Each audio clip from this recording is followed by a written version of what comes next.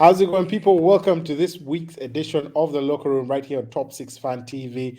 Very somber mood from the red half of North London, while the red half of Manchester is also at the holidays. So they have already checked out from the Premier League. So it's all to play for on deadline day as not Man United. Manchester City and Liverpool tussle it out for the title. Top four race is all but thrown away by the Arsenal and now in Spurs' favor. And of course, on the other end at relegation, we wait to see whether Burnley, Leeds, or even Everton might go down.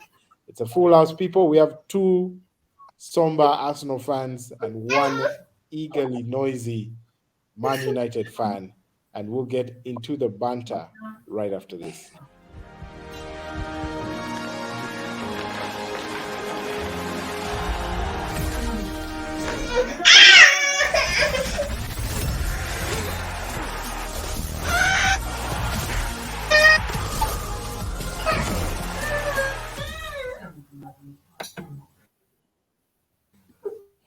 Welcome back, people. Welcome back.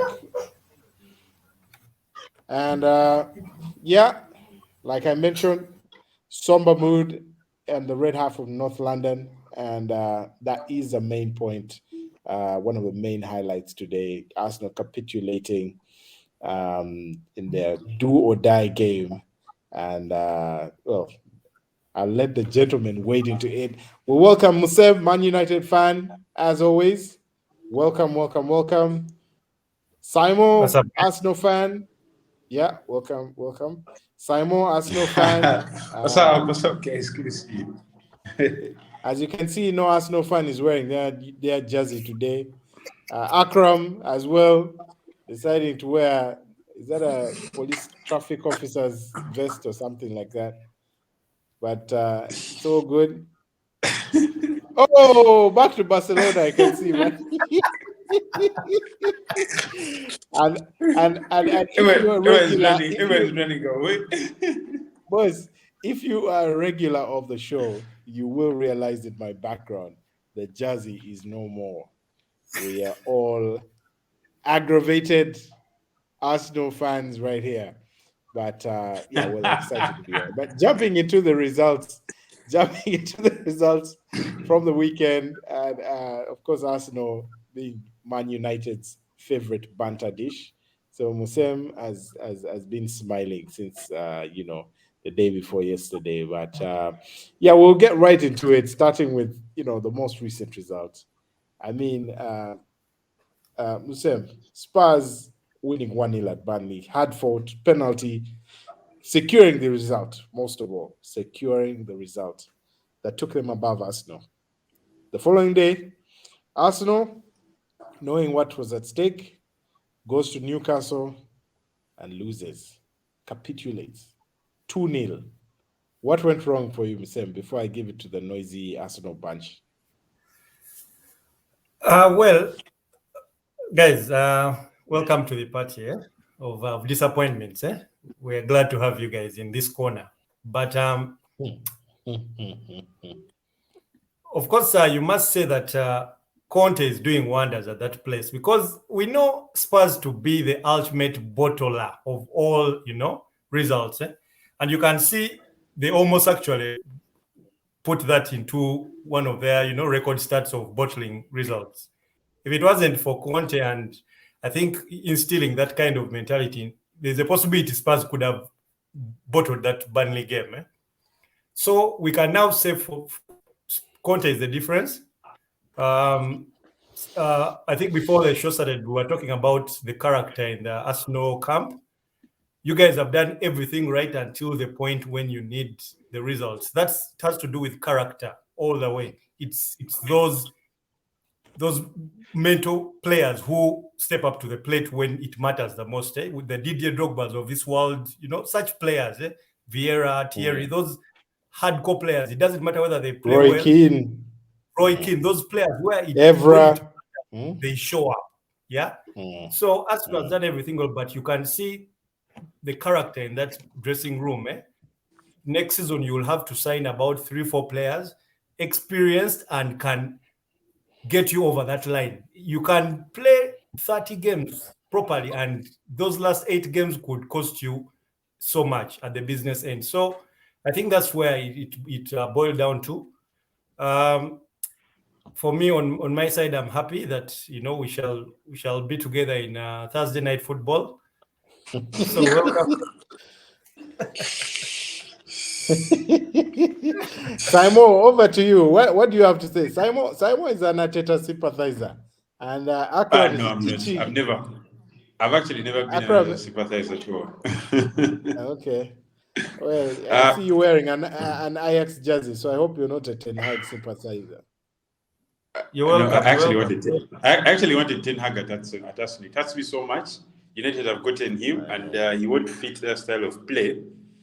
But coming back to Arsenal, I wasn't shocked with these results, because if you checked out the last 3 games, wow, we lost back to back games.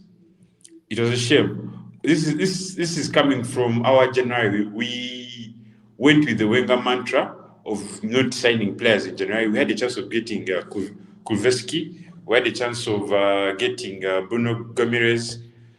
We failed to get Vlahovic, but there are some other options. Because I'm sure if we had gone for Nunes, he would be a good addition. Or if we had managed to, let me say, go for that exchange of Icardi. I don't know, but we just need some. Man, even Daniel Welbeck, boss. Even if we had brought back Daniel Welbeck. That's plain banter. But my take is January has come back to bite us, and this time around it has come back at the worst possible time ever. Spurs, you saw the small push of Koveski has pushed Sanch, has pushed the team. Bentancur is also an addition. You see a very big difference compared to the Spurs of the first leg. We actually bottled this. I don't see us coming out, and I don't see a good a good summer transfer window. Then also, there's been the contract renewal curse. We have seen the likes of Aubameyang after renewing his contract, things went south. Bruno Fernandes, things went south. Then Arteta got it at the worst time ever when he had 3 games to go. I just knew something is going to just jinx the season. That's it for me. Man, I tell you, Acram, you're on mute. Please unmute, but feel free to wade into the debate. I know you have a lot to say, my brother. I see you smiling. I can tell you're itching. So anyway, while Acram finds the unmute button, I will wade in as well into that debate. I mean, what a time to it's just Arsenal fan. Acram has found the unmute button. Yes, Tell me, man. You say the things that Seno has made us go through, man. I can't the mute. Arteta out any day, anytime. Arteta out, my friend. Acram, do you know what? Do you know what, Acram? Do you know after sorry for interrupting, but do you know after Arteta signed that contract, do you know what he said? This was on the back of 3-0. Those 3 losses, straight losses against Crystal Palace, Brighton, and Southampton. He signed after, what was the game after that we won? I think it was Leeds or something like that. No. It was Chelsea. After Chelsea, before the Man U when he signed. Yeah. So he said, Arsenal the board actually offered him the contract when he had lost the 3 games. Said, no, please, here is a contract. You're doing very good work. Can you imagine? Absolute shambles. Can you imagine? I know. And we always have this discussion on the group. It's just low standards. Like, seriously. And to set the record straight, I'm not a Barcelona fan. I'm a Real Madrid fan. And I'm wearing a Barcelona jersey because I lost a bet. So I have to wear the Barcelona jersey. And you see, with Arteta and Arsenal, it just baffles me that Spurs, the ultimate bottlers, right?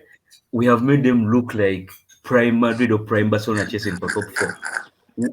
I mean, we had 4 games. We True. needed 3 points to win.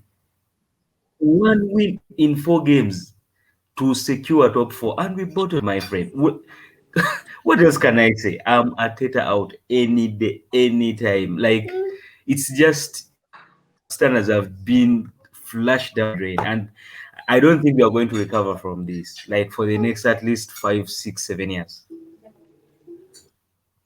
Hey man, those are strong words coming in. But let me swing back to Musem. He's the one who's Ateta in actually.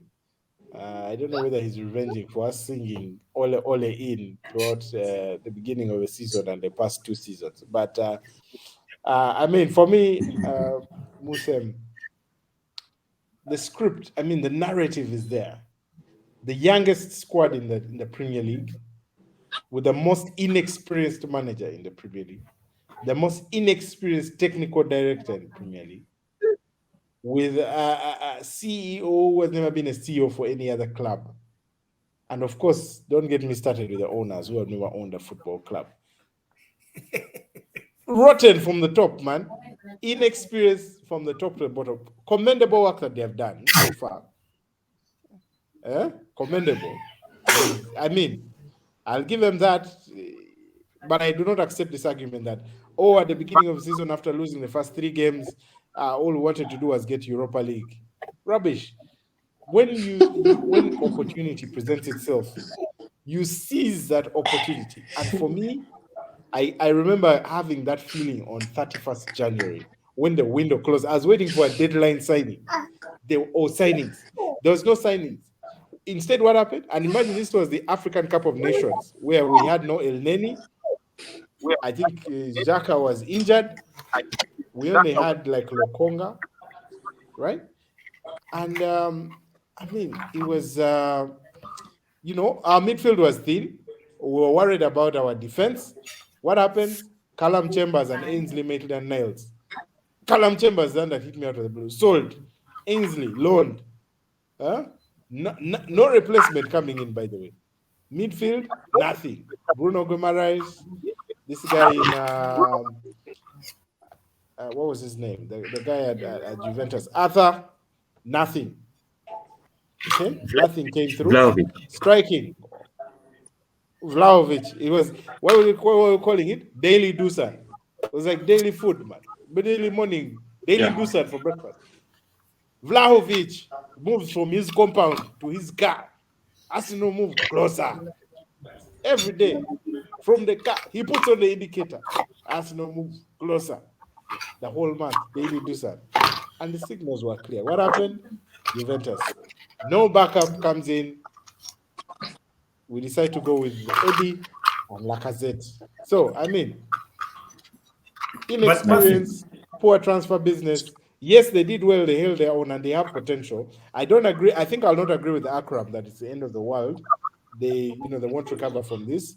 With the right signings, I think what Musem had mentioned, if we get 2 or 3 experienced players with a bit of a strong mentality to lift the squad, especially on the pitch, because even this captaincy thing, when they keep saying Odegaard, I would rather that captaincy goes to someone like Partey or Kirantini. I know those are the most injury prone, or even like Mathew. a Ramsdale. Mathew. Someone who's vocal.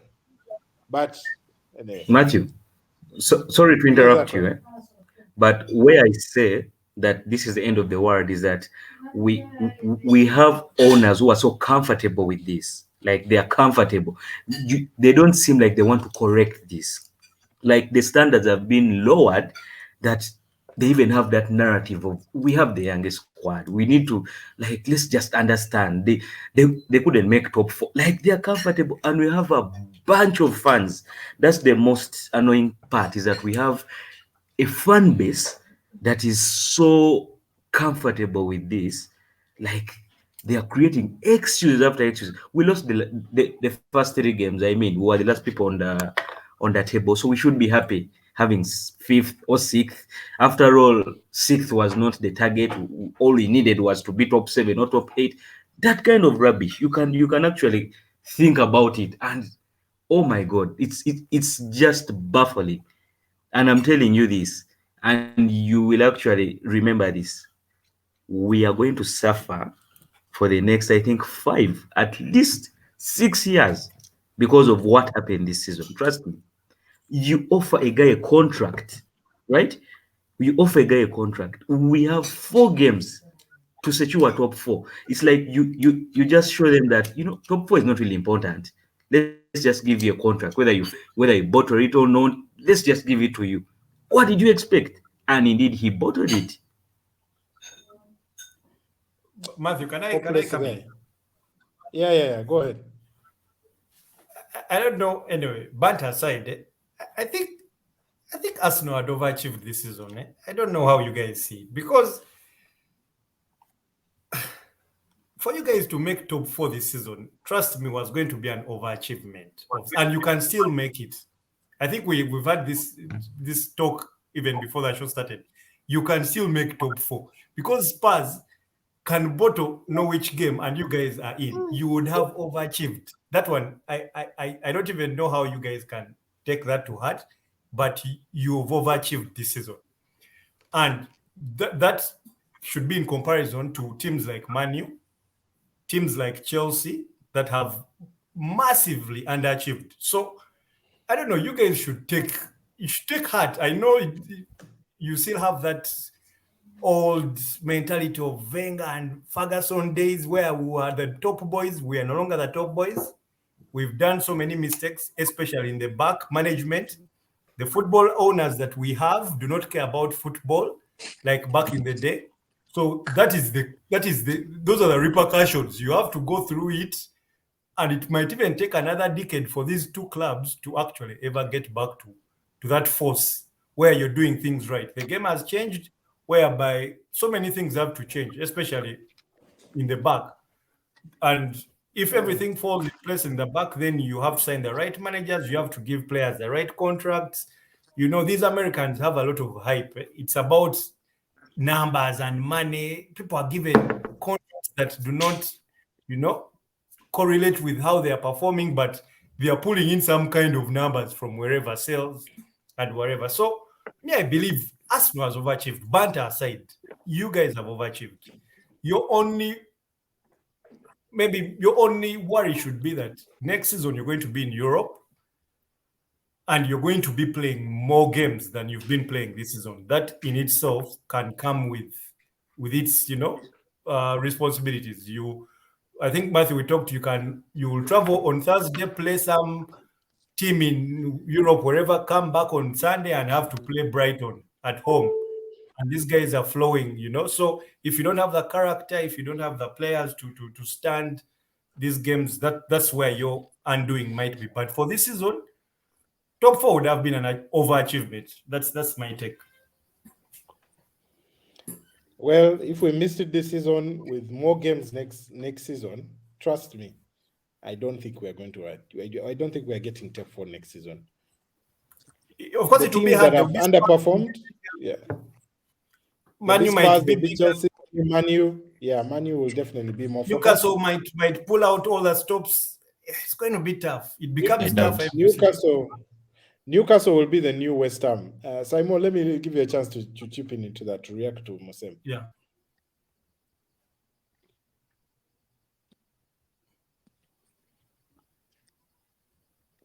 Go ahead, Simon.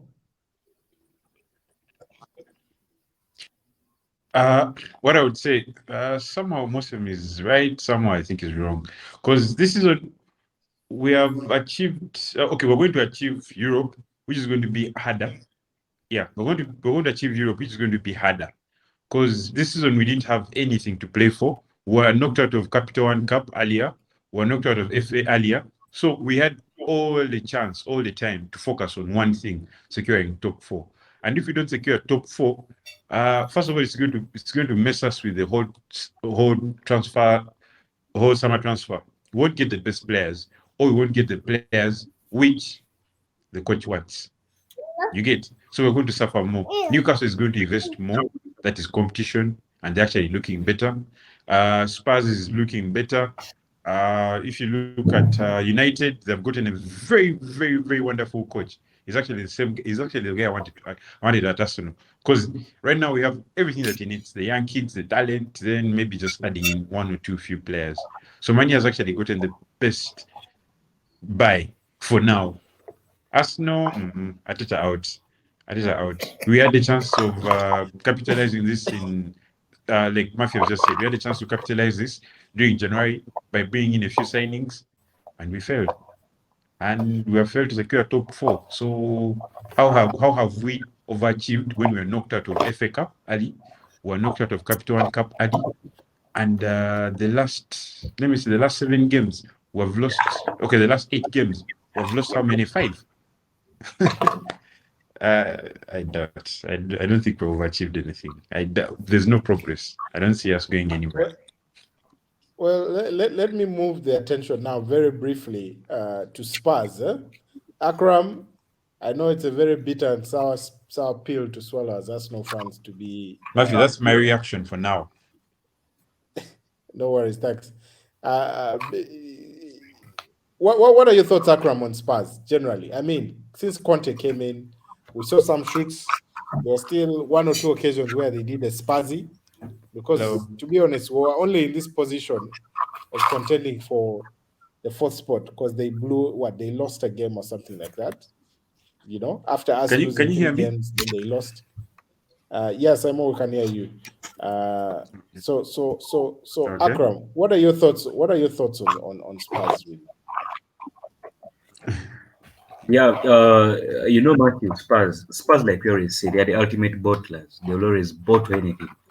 But I think the main difference right now is they brought in a title-winning coach, like when they had Nuno Espirito, and they realized this guy can take them to top 4. What did they do?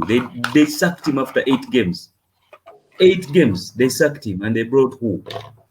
Antonio Conte. And what do Arsenal fans talking about Conte? This guy can never sign for Arsenal. I hear he can only go to Madrid, can only sign for Man United or Chelsea, can't go to a team that won't be able to spend. Antonio Conte comes into Spurs, signs, and they are 9th in the league at the time he signed. And around December, it looked like they were losing it. Come to January, the guy made 2 signings, 2 good signings. And what happened afterwards? We are here in the last 4 games, and the guy wants his. Yeah, man, I can see Antonio Conte pulled out the power cable from Akram's feed.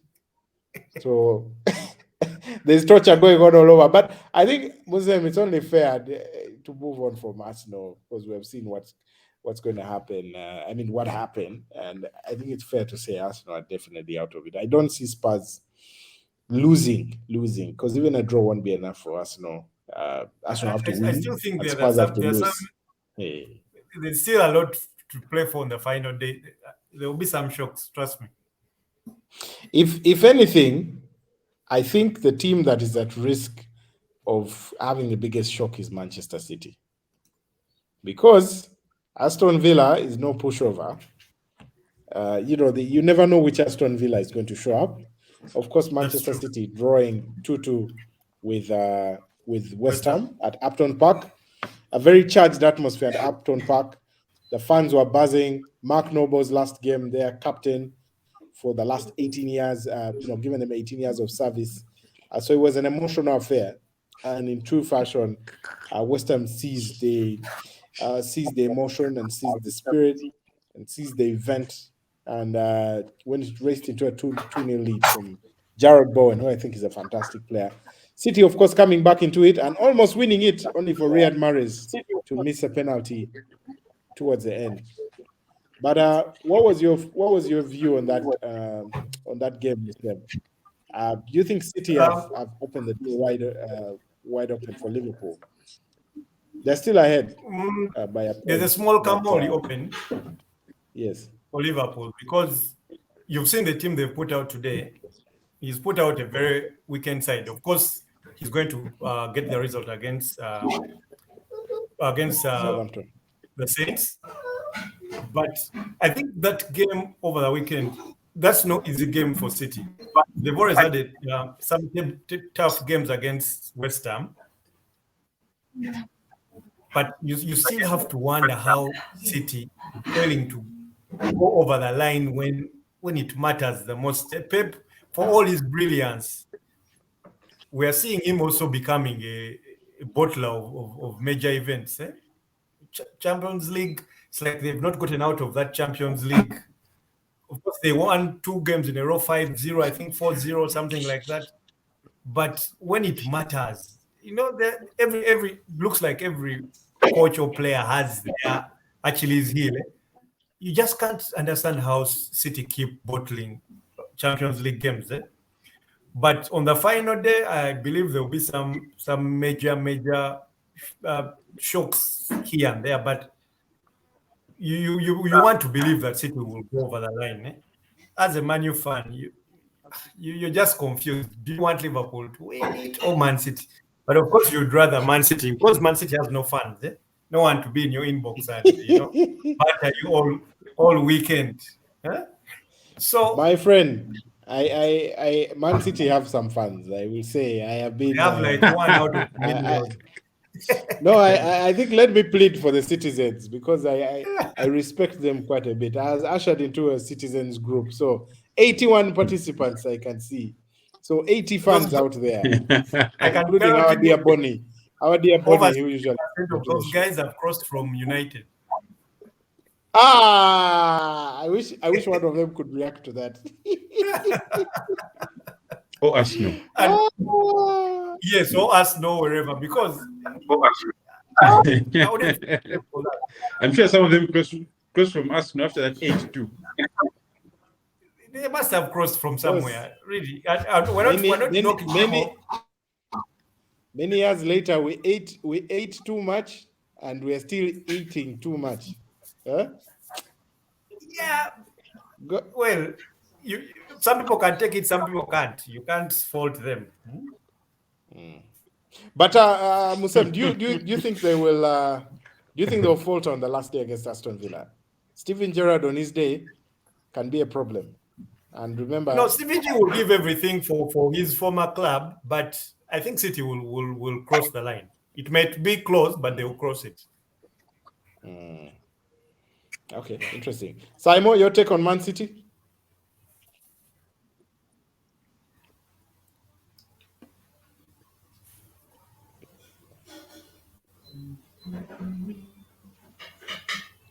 Yeah, Simon?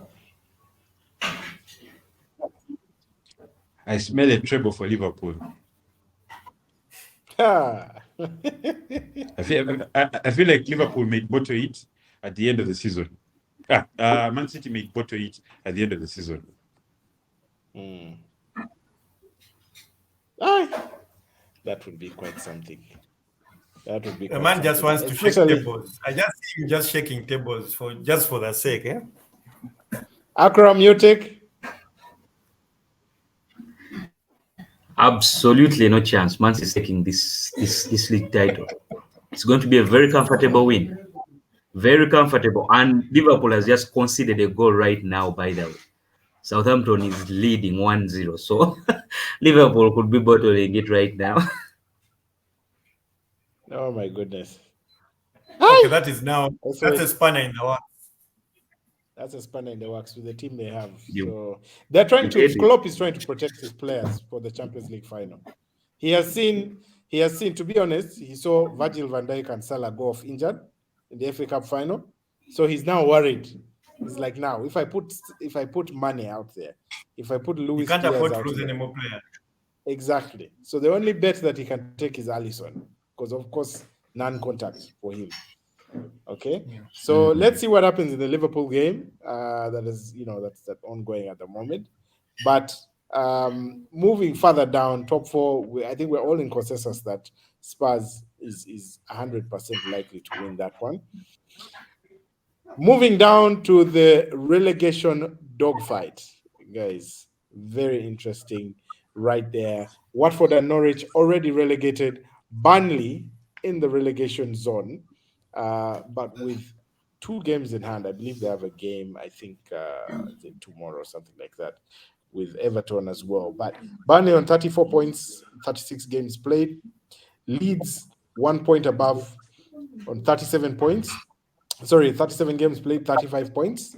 So if Burnley win tomorrow, or actually get a draw, they go above Leeds on goal difference. Leeds has the worst goal difference in the league, minus 38. Burnley is on minus 18. Everton are on 36 games played as well, but on 36 points. So that's 2 points ahead of Burnley. So if all Everton need to do is keep avoiding defeat in their last 2 games, and they could that will guarantee them survival. So Everton have Crystal Palace, and that game is scheduled for tomorrow but 1, and then of course they end their season with Arsenal away at the Emirates. So it's going to be an interesting time. But who are your bets for relegation, gentlemen? In my view, I don't know why I feel Burnley. Looking at Burnley's last 2 games, they play Aston Villa tomorrow, but 1 away, and then the final game is they host Newcastle. I feel like Burnley is going to go down. Leeds will survive by the skin of their teeth, and I feel like before the final round of games, Everton will have secured a good degree of comfort, which should work in Arsenal's favor, or not. Musem, starting with you, who do you think is going down between those 3? Well, the hater in me wants Everton to go down, because I still don't understand how Lampard gets these big jobs. It just baffles me. Everton was supposed to be a big club, and we saw what they did over the weekend against Brentford. They lost a game at home, to a Brentford side, and I think Crystal Palace is an even better team. What Patrick Vieira is doing over there is some solid work, right? I see them losing that game too. And if they lose the Crystal Palace game, Arsenal has always beaten Everton. I think Arsenal has scored the most goals or has the most wins in the league against Everton or something like that, right? So the hater in me wants Everton to go down. It will be quite a story for the British media to choke on their words, and all this praise that they give people who are not worthy. Lampard should not be in that job. It's supposed to be a big job. If he bottled it, I'll take it. But between Burnley is also not helping their situation. I want Everton to go. Just for the chaos in the media. That is real hate, man. Acram, what are you saying? Well, I think it's still open. It's very open. The games on Thursday, I think, will give us a very clear picture how Everton performs against Crystal Palace. Yeah, but my bet would be on Leeds going down. However, I think if Everton is to win the game against Crystal Palace, and they come into the final game playing Arsenal, and they need that win to actually survive relegation, I have a feeling they will beat us. Like, honestly, I have a feeling they will beat us. If they beat Crystal Palace this Thursday, then I think Leeds is going down. I don't see Burnley going. It's either Leeds or Everton, one of them, in my opinion. However, it's like Leeds. I'm bending more on the side of Leeds being relegated, more on Everton, because Everton still has a chance between Crystal Palace and Arsenal, and knowing Arsenal how we play when pressure has been piled on us, I think they can easily win on this day. Well, there you have it, ladies and gentlemen. I think we'll leave it at that for now. Going into the final or penultimate weekend of the Premier League season. It's been a long journey. 38 games are going to be, have been played by Sunday. Sunday is the 38th match, well, not match day, but 30th game for all the teams. And it will be a fascinating time. And feel free to catch us. We hope we will be able to have a watch along live with a couple of fans. So feel free to catch us at that time, log in at that time. Well, That should be Matthew, just one last word before I 1800 go. hours. I Yeah. want to tell Musem Yes. something. Yeah, Musem, Arsenal has not overachieved. Arsenal, we spent the most money in Europe in the last summer. We have not overachieved. We are the Arsenal. We pay the highest ticket in Europe. We had one best strikers in the world, top 5. We did not overachieve. You guys overachieved. Man United, you overachieved. We did not overachieve. And like I'm telling you, we were fit to be in top 4. There goes some parting shots there, Musem. I think you guys will get time to catch up and compare notes. Like you say, Man United and Arsenal fans are like husband and wife. They can't live with each other. They can't live without each other. But rumble on we must. Ladies and gentlemen, we'll have to close it at that.